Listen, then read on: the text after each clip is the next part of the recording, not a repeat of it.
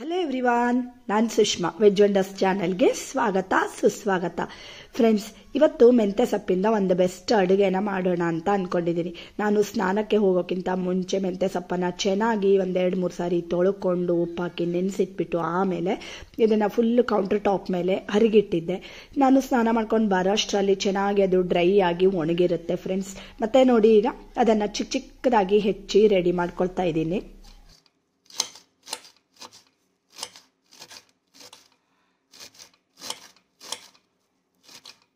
ಮತ್ತು ಈಗಾಗಲೇ ನಾನು ಮೆಂತ್ಯ ಸೊಪ್ಪಿಂದ ಪುಲಾವ್ ಹೇಗೆ ಮಾಡಬೇಕು, ಒಂದು ಸ್ವಲ್ಪ ಕೂಡ ಕಹಿ ಆಗದೆ ಇರೋ ರೀತಿಯಲ್ಲಿ ಕೆಲವಷ್ಟು ಟ್ರಿಕ್ಗಳನ್ನು ಯೂಸ್ ಮಾಡಿ ಪುಲಾವ್ ಹೇಗೆ ಮಾಡಬೇಕು ಅಂತ ತೋರಿಸ್ಕೊಟ್ಟಿದ್ದೀನಿ.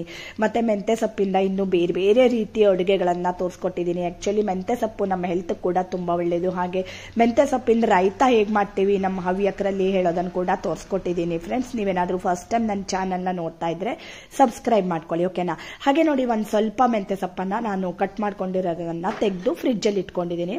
ಹಾಗೆ ಸ್ಟವ್ ಆನ್ ಮಾಡಿಬಿಟ್ಟು ಒಂದು ಕಡಾಯಿ ಇಟ್ಕೊಂಡು ಅದಕ್ಕೆ 1-2 ಚಮಚ ಆಗುವಷ್ಟು ಕೊಬ್ಬರಿ ಎಣ್ಣೆನ ಹಾಕ್ಕೊಂಡಿದ್ದೀನಿ. ಆಮೇಲೆ ಇದಕ್ಕೆ ಒಂದೊಂದೇ ಸ್ಟೆಪ್ಗಳನ್ನು ನಾವು ಫಾಲೋ ಮಾಡ್ತಾ ಹೋಗೋಣ. 1 ಚಮಚ ಆಗುವಷ್ಟು ಜೀರಿಗೆನ ಹಾಕ್ಕೊಂಡಿದ್ದೀನಿ. ಚೆನ್ನಾಗಿ ಒಂದು ಸಾರಿ ಜೀರಿಗೆನ ಫ್ರೈ ಮಾಡ್ಕೊಳ್ಳಿ. ಆಮೇಲೆ ಚಿಕ್ಕದಾಗಿ ಹೆಚ್ಚಿಟ್ಕೊಂಡಿರೋ ಅಂಥ ಹಸಿಮೆಣಸನ್ನು ಹಾಕ್ಕೊಳ್ತಾ ಇದ್ದೀನಿ. ನೀವು ಹಸಿಮೆಣಸು ಬೇಡ ಅಂತಾದರೆ ಆಮೇಲೆ ಕೂಡ ರೆಡ್ ಚಿಲ್ಲಿ ಪೌಡರನ್ನು ಹಾಕ್ಕೊಳ್ಬೋದು. ಈಗ ಚೆನ್ನಾಗಿ ಒಂದು ಸಾರಿ ಫ್ರೈ ಮಾಡ್ಕೊಂಡಾದ್ಮೇಲೆ ಹೆಚ್ಚಿಟ್ಕೊಂಡಿರೋ ಅಂಥ ಮೆಂತ್ಯ ಸೊಪ್ಪನ್ನು ಇದಕ್ಕೇನೆ ಸೇರಿಸ್ಕೊಳ್ತಾ ಇದ್ದೀನಿ. ಚೆನ್ನಾಗಿ ಇದನ್ನು ಅಷ್ಟೇ ಒಂದು ಸ್ವಲ್ಪ ಫ್ರೈ ಮಾಡ್ಕೊಳ್ತಾ ಹೋಗಬೇಕು. ರುಚಿಗೆ ತಕ್ಕಷ್ಟು ಉಪ್ಪನ್ನು ಹಾಕ್ಕೊಂಡಿದ್ದೀನಿ. ಮೆಂತ್ಯ ಸೊಪ್ಪು ಈ ರೀತಿ ನಾವು ಫ್ರೈ ಮಾಡಿಕೊಂಡು ಯೂಸ್ ಮಾಡೋದ್ರಿಂದ ಚೆನ್ನಾಗಿ ಅದು ಪರಿಮಳವಾಗಿ ಬರುತ್ತೆ. ಇವತ್ತು ನಾನು ಮಾಡ್ತಾ ಇರುವಂಥ ಈ ಅಡುಗೆಗೆ ಹಾಗೆ ಚೆನ್ನಾಗಿ ಈ ರೀತಿ ಫ್ರೈ ಮಾಡ್ಕೊಂಡಾದ್ಮೇಲೆ ಸ್ಟವ್ ಆಫ್ ಮಾಡಿಕೊಂಡು ಇದನ್ನು ಪಕ್ಕಕ್ಕಿಟ್ಟು ಸ್ವಲ್ಪ ತಣ್ಣಗಾಗೋದಕ್ಕೆ ಅಂತ ಇಟ್ಕೊತೀನಿ. ಇದು ತಣ್ಣಗಾದ್ಮೇಲೆ ಒಂದು ಪ್ಲೇಟ್ಗೆ ತೆಗೆದಿಟ್ಕೊಳ್ತಾ ಇದ್ದೀನಿ. ಮತ್ತು ಇವತ್ತು ಇದಕ್ಕೆ ಒಂದು ಒಳ್ಳೆ ಕಾಂಬಿನೇಷನ್ ಆಗಿರುವಂತಹ ಒಂದು ಟೊಮೆಟೊ ಚಟ್ನಿ ಕೂಡ ನಿಮ್ಮ ಜೊತೆ ಶೇರ್ ಮಾಡ್ತಾ ಇದ್ದೀನಿ. ಹಾಗೆ ಒಂದು ಸ್ವಲ್ಪ ತುರ್ಕೊಂಡಿರೋಂಥ ಶುಂಠಿನ ಹಾಕ್ಕೊಂಡಿದ್ದೀನಿ. ಮತ್ತು 1 ಚಮಚ ಆಗುವಷ್ಟು ಅಂದರೆ 1 ಟೇಬಲ್ ಚಮಚ ಆಗುವಷ್ಟು ಅಜ್ವೈನ್ ಹಾಕ್ಕೊಂಡಿದ್ದೀನಿ. ಮತ್ತು 1 ಚಮಚ ಅರಿಶಿಣ ಪುಡಿಯನ್ನು ಹಾಕ್ಕೊಳ್ತಾ ಇದ್ದೀನಿ.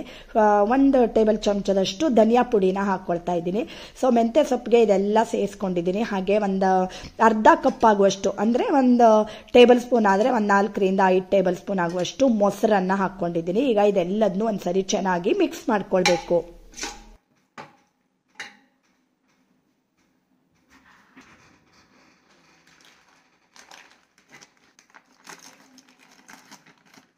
ಆಮೇಲೆ ನೋಡಿ, 3 ಕಪ್ ಆಗುವಷ್ಟು ನಾನು ಗೋಧಿ ಹಿಟ್ಟನ್ನು ಅದೇ ಪ್ಲೇಟ್ಗೆ ಹಾಕ್ಕೊಳ್ತಾ ಇದ್ದೀನಿ.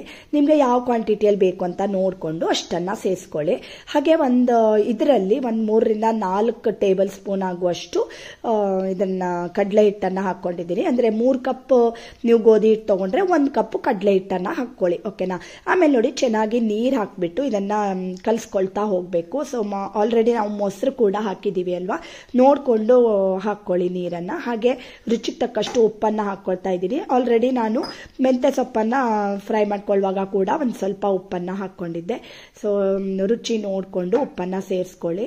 ಆಮೇಲೆ ಚೆನ್ನಾಗಿ ಇದನ್ನು ಮೆಲ್ದು ಈ ರೀತಿ ಹಿಟ್ಟನ್ನು ಕಲಸಿ ರೆಡಿ ಮಾಡ್ಕೊಂಡಿದ್ದೀನಿ ನೋಡಿ ಫ್ರೆಂಡ್ಸ್. ಹಾಗೆ ಇದನ್ನು ಒಂದು 15 ಮಿನಿಟ್ಸ್ ಹಾಗೆ ಇಟ್ಬಿಡಿ. ಅಷ್ಟರಲ್ಲಿ ನಾವು ಚಟ್ನಿನ ರೆಡಿ ಮಾಡ್ಕೊಳ್ಳೋಣ. ಇದಕ್ಕೆ ಒಂದು ಒಳ್ಳೆ ಕಾಂಬಿನೇಷನ್ ಆಗಿರುವಂತಹ ಚಟ್ನಿನ ಈಗ ನಾನು ತೋರಿಸ್ಕೊಡ್ತೀನಿ. 4-5 ಟೊಮೆಟೊನ ಕಟ್ ಮಾಡಿಕೊಂಡು ರೆಡಿ ಮಾಡ್ಕೊಂಡಿದ್ದೀನಿ. ಹಾಗೆ ಚಟ್ನಿಗೆ ಬೇಕಾಗುವಂಥ ಎಲ್ಲ ಇಂಗ್ರೀಡಿಯೆಂಟ್ಸ್ ಅನ್ನು ಈ ರೀತಿ ರೆಡಿ ಮಾಡ್ಕೊಂಡಿದ್ದೀನಿ, ಓಕೆನಾ? ನೆಕ್ಸ್ಟ್ ನೋಡಿ, ಸ್ಟವ್ ಆನ್ ಮಾಡಿಬಿಟ್ಟು ಒಂದು ಕಡಾಯಿ ಇಟ್ಕೊಂಡಿದ್ದೀನಿ. ಅದಕ್ಕೆ 3 ಚಮಚ ಆಗುವಷ್ಟು ಕೊಬ್ಬರಿ ಎಣ್ಣೆನ ಹಾಕ್ಕೊಳ್ತಾ ಇದ್ದೀನಿ. ಎಣ್ಣೆ ಒಂದು ಸ್ವಲ್ಪ ಕಾಯಿಲಿ. ಆಮೇಲೆ ಇದಕ್ಕೆ 1-2 ಚಮಚ ಆಗುವಷ್ಟು ಕಡಲೆಬೇಳೆನ ಹಾಕ್ಕೊಂಡಿದ್ದೀನಿ. 1-2 ಚಮಚ ಉದ್ದಿನಬೇಳೆನ ಹಾಕ್ಕೊಂಡಿದ್ದೀನಿ. 3-4 ಸ್ವಲ್ಪ ಖಾರ ಇರುವಂಥ ಅಂದರೆ ಗುಂಟೂರು ಹಸಿಮೆಣಸನ್ನು ಹಾಕ್ಕೊಂಡಿದ್ದೀನಿ. ಚೆನ್ನಾಗಿ ಇದನ್ನು ಒಂದ್ಸರಿ ಫ್ರೈ ಮಾಡ್ಕೊಳ್ಳಿ, ಓಕೆನಾ? ನೆಕ್ಸ್ಟ್ ಇದಕ್ಕೆ ನೋಡಿ, 4-5 ಬೆಳ್ಳುಳ್ಳಿನ ಹಾಕ್ಕೊಂಡಿದ್ದೀನಿ. ಅರ್ಧ ಇಂಚ್ ಆಗುವಷ್ಟು ಶುಂಠಿನ ಹಾಕ್ಕೊಂಡಿದ್ದೀನಿ. ಮತ್ತು 4-5 ಟೊಮೆಟೊನ ದೊಡ್ಡದಾಗಿ ಕಟ್ ಮಾಡಿಕೊಂಡು ಅದನ್ನು ಸೇರಿಸ್ಕೊಳ್ತಾ ಇದ್ದೀನಿ. ಸ್ವಲ್ಪ ರೆಡ್ ಆಗಿರುವಂಥ ಟೊಮೆಟೊ ಆದರೆ ತುಂಬ ಚೆನ್ನಾಗಾಗತ್ತೆ. ಚೆನ್ನಾಗಿ ಇದೆಲ್ಲದನ್ನು ಫ್ರೈ ಮಾಡ್ಕೊಳ್ಬೇಕು. ಹಾಗೆ ಇದಕ್ಕೂ ಅಷ್ಟೇ ಈಗ ರುಚಿಗೆ ತಕ್ಕಷ್ಟು ಉಪ್ಪನ್ನು ಈಗ ಹಾಕ್ಕೊಳ್ತಾ ಇದ್ದೀನಿ. ಮತ್ತು ಒಂದು ಸ್ವಲ್ಪ ಟೊಮೆಟೊ ಫ್ರೈ ಆದಮೇಲೆ ಒಂದು ಸ್ವಲ್ಪ ಕೊತ್ತಂಬರಿ ಸೊಪ್ಪನ್ನು ಹಾಕಿ 4-5 ಸಾರಿ ಈ ರೀತಿ ಮಗುಚ್ಕೊಂಡ್ರೆ ಕೊತ್ತಂಬರಿ ಸೊಪ್ಪು ಬೇಗ ಬಾಡೋಗ್ಬಿಡುತ್ತೆ ಅಲ್ವಾ. ಚೆನ್ನಾಗಿ ಈ ರೀತಿ ಫ್ರೈ ಮಾಡಿ ರೆಡಿ ಮಾಡ್ಕೊಂಡಿದ್ದೀನಿ. ಸ್ಟವ್ ಆಫ್ ಮಾಡಿಕೊಂಡು ಇದನ್ನು ಪಕ್ಕಕ್ಕಿಟ್ಟು ಒಂದು ಸ್ವಲ್ಪ ಹೊತ್ತು ತಣ್ಣಗಾಗೋದಕ್ಕೆ ಅಂತ ಇಟ್ಕೊಳ್ಳೋಣ. ಆಮೇಲೆ ನೋಡಿ ಇದು ಫುಲ್ ತಣ್ಣಗಾದ್ಮೇಲೆ ನಾನು ಇದನ್ನು ಒಂದು ಮಿಕ್ಸರ್ ಜಾರ್ಗೆ ಟ್ರಾನ್ಸ್ಫರ್ ಮಾಡ್ಕೊಳ್ತಾ ಇದ್ದೀನಿ. ಆಮೇಲೆ ಇದೇ ಬಾಣಲೆಗೆ ಒಂದು ಸ್ವಲ್ಪ ನೀರನ್ನು ಹಾಕಿಬಿಟ್ಟು ಸೇರಿಸ್ಕೊಳ್ತಾ ಇದ್ದೀನಿ. ಒಂದು ಅರ್ಧ ಕಪ್ ಆಗುವಷ್ಟು ನೀರು ಹಾಕ್ಕೊಂಡ್ರೆ ಸಾಕಾಗುತ್ತೆ. ಆಮೇಲೆ ನೋಡಿ ನೈಸಾಗಿ ರುಬ್ಕೊಂಡು ಬಂದು ಒಂದು ಬೌಲ್ಗೆ ತೆಗೆದಿಟ್ಕೊಳ್ತಾ ಇದ್ದೀನಿ. ಈ ಚಟ್ನಿ ತುಂಬಾ ಟೇಸ್ಟಿಯಾಗಿರುತ್ತೆ ಫ್ರೆಂಡ್ಸ್. ಅದರಲ್ಲೂ ಇವತ್ತು ನಾನು ಮಾಡ್ತಾ ಇರುವಂಥ ಈ ತೇಪ್ಲಕ್ಕೆ ಇದು ಸೂಪರ್ ಕಾಂಬಿನೇಷನ್. ಹಾಗೆ ಎಣ್ಣೆ ಹಾಕ್ಕೊಂಡಿದ್ದೀನಿ. ಹಾಗೆ ಒಂದು ಸ್ವಲ್ಪ ಸಾಸಿವೆ ಮತ್ತು ಒಂದು ಸ್ವಲ್ಪ ಇಂಗು, ಒಣಮೆಣಸು ಎಲ್ಲ ಹಾಕ್ಕೊಂಡು ಇದನ್ನು ಒಂದು ಸ್ವಲ್ಪ ಚಟ್ಪಟ ಅಂತ ಸಿಡಿಯೋ ತನಕ ಫ್ರೈ ಮಾಡಿಕೊಂಡು ಒಂದು ಒಗ್ಗರಣೆನ ಹಾಕ್ಕೊಳ್ತಾ ಇದ್ದೀನಿ. ಬೇಕು ಅಂದರೆ ಕರಿಬೇವಿನ ಸೊಪ್ಪು ಕೂಡ ಹಾಕ್ಕೊಳ್ಬೋದು. ನೋಡಿ ಎಷ್ಟು ಟೇಸ್ಟಿಯಾಗಿರುವಂತಹ ಟೊಮೆಟೊ ಚಟ್ನಿ ಈಗ ರೆಡಿಯಾಗಿದೆ ಫ್ರೆಂಡ್ಸ್. ಈಗ ನೆಕ್ಸ್ಟ್ ನಾವು ಈ ಹಿಟ್ಟೇನು ಕಲಸಿ ರೆಡಿ ಮಾಡಿ ಇಟ್ಕೊಂಡಿದ್ದೀವಿ ಅಲ್ವಾ, ಅದನ್ನು ಉಂಡೆ ಮಾಡ್ಕೊಳ್ತಾ ಇದ್ದೀನಿ. ಚೆನ್ನಾಗಿ ಮೆಲ್ದು ಉಂಡೆ ಮಾಡ್ಕೊಳ್ಳಿ.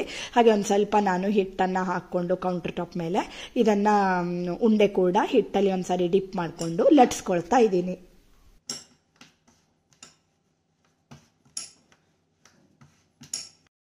ಮತ್ತು ನೀವು ಇದನ್ನು ರೋಟಿ ಥರ ಕೂಡ ಲಟ್ಸ್ಕೊಳ್ಬೋದು. ಇಲ್ಲಾಂದರೆ ಮಿಡ್ಲಲ್ಲಿ ಈ ರೀತಿ ಮೀಡಿಯಮ್ ಆಗಿ ಲಟ್ಸ್ಕೊಂಡು ಅದರ ಮಿಡ್ಲಲ್ಲಿ ತುಪ್ಪ ಹಚ್ಕೊಂಡು ಒಂದು ಸ್ವಲ್ಪ ಹಿಟ್ಟನ್ನು ಉದುರಿಸ್ಕೊಂಡು ಪುನಃ ಫೋಲ್ಡ್ ಮಾಡಿ ನಾವು ತ್ರಿಕೋನ ಚಪಾತಿ ಥರ ಮಾಡ್ತೀವಿ ಅಲ್ವಾ, ಆ ರೀತಿ ಮಾಡಿಕೊಂಡ್ರು ಕೂಡ ತುಂಬಾ ಚೆನ್ನಾಗಿರುತ್ತೆ. ನೀವು ಡಬ್ಬಿಗೆಲ್ಲ ತೊಗೊಂಡು ಹೋಗೋದಿದ್ರೆ ಆ ರೀತಿ ತ್ರಿಕೋನ ಚಪಾತಿ ಥರ ಲಟ್ಸ್ಕೊಂಡ್ರೆ ತುಂಬ ಸಾಫ್ಟಾಗಿರುತ್ತೆ ಸಾಯಂಕಾಲದವರೆಗೂ. ಮತ್ತು ಇದು ಆರೋಗ್ಯಕ್ಕೆ ಕೂಡ ತುಂಬಾ ಒಳ್ಳೆಯದು ಅಲ್ವಾ ಫ್ರೆಂಡ್ಸ್. ಹಾಗೆ ನೋಡಿ ಸ್ಟವ್ ಆನ್ ಮಾಡಿಬಿಟ್ಟು ಒಂದು ಪ್ಯಾನ್ ಕೂಡ ಇಟ್ಕೊಂಡಿದ್ದೀನಿ. ಒಂದು ಸ್ವಲ್ಪ ಕಾಯಿಲಿ ಮೀಡಿಯಮ್ ಆಗಿ ಲಟ್ಸ್ಕೊಳ್ಬೋದು. ಅಥವಾ ನಿಮಗೆ ತಿಳು ಇಷ್ಟ ಆಗುತ್ತೆ ಅಂತಾದರೆ ಎಷ್ಟು ತಿಳುವಾಗಿ ಕೂಡ ನಾವು ಇದನ್ನು ಲಟ್ಸಿ ರೆಡಿ ಮಾಡ್ಕೊಳ್ಬೋದು. ಒಂದು 2-3 ನೀವು ಲಟ್ಸಿಟ್ಕೊಂಡ್ರೆ ಅದೇನು ಅಂಟಲ್ಲ, ಬೇಗ ನಾವು ಆಮೇಲೆ ಬೇಯಿಸ್ಕೊಳ್ಳೋದಕ್ಕಾಗತ್ತೆ. ಮಕ್ಕಳು ಡಬ್ಬಿಗೆ ಎಲ್ಲ ನೀವು ಕಳಿಸ್ಬೋದು. ತುಂಬ ಆರೋಗ್ಯಕರವಾಗಿರುವಂತಹ ಒಂದು ತೇಪ್ಲ ಅಂತ ಹೇಳ್ಬೋದು. ಆಮೇಲೆ ನೋಡಿ ಕಾದಿರೋಂಥ ಕಾವಲಿ ಮೇಲೆ ಹಾಕಿಬಿಟ್ಟು ಈಗ ನಾನು 2 ಸೈಡಲ್ಲೂ ಚೆನ್ನಾಗಿ ತುಪ್ಪ ಅಥವಾ ಬೆಣ್ಣೆ ಎಣ್ಣೆ ಯಾವುದಾದ್ರೂ ಸರಿ ಅದನ್ನು ಹಾಕಿಬಿಟ್ಟು ಬೇಯಿಸ್ಕೊಂಡ್ರೆ ತುಂಬ ಸಾಫ್ಟ್ ಆಗಿರುವಂತಹ ಒಂದು ಬೆಸ್ಟ್ ತೇಪ್ಲ ರೆಡಿ ಆಗುತ್ತೆ, ಮೆಂತೆ ಸೊಪ್ಪಿನ ತೇಪ್ಲ. ನೀವೆಲ್ಲ ಹೇಗೆ ಮಾಡ್ತೀರಾ ತೇಪ್ಲಾನ ಹೇಳಿಬಿಟ್ಟು ನನಗೆ ಕಮೆಂಟ್ ಮಾಡಿ ತಿಳಿಸಿ ಫ್ರೆಂಡ್ಸ್. ತುಂಬ ಒಳ್ಳೆ ಹೆಲ್ದಿ ಆಗಿರುವಂತಹ ರೆಸಿಪಿ. ಖಂಡಿತ ನೀವು ಒಮ್ಮೆ ಈ ತೇಪ್ಲಾನ ಟ್ರೈ ಮಾಡಿ.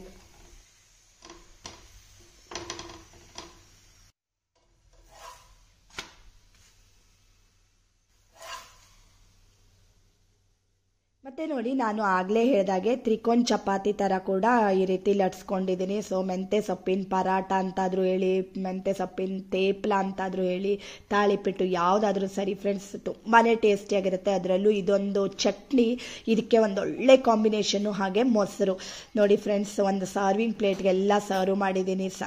ಟೇಸ್ಟಿಯಾಗಿರುವಂತಹ ಒಂದು ಆರೋಗ್ಯಕರವಾಗಿರುವಂತಹ ಬ್ರೇಕ್ಫಾಸ್ಟ್ ಅಂತ ಹೇಳ್ಬೋದು. ನೀವು ಡಿನ್ನರ್ಗಾದರೂ ಮಾಡ್ಕೊಳ್ಬೋದು ಅಥವಾ ಲಂಚ್ಗೆ, ಬ್ರೇಕ್ಫಾಸ್ಟ್ಗೆ ಎಲ್ಲದಕ್ಕೂ ಮಾಡ್ಕೊಳ್ಬೋದು. ತುಂಬಾ ಟೇಸ್ಟಿಯಾಗಿ ಬಂದಿತ್ತು ಫ್ರೆಂಡ್ಸ್. ನೀವು ಒಮ್ಮೆ ತಿಂದ್ರಿ ಅಂತಾದರೆ ಪುನಃ ಇನ್ನೂ 1-2-3 ಹಾಕ್ಕೊಂಡು ತಿಂತೀರಾ, ಅಷ್ಟು ಚೆನ್ನಾಗಿರುತ್ತೆ.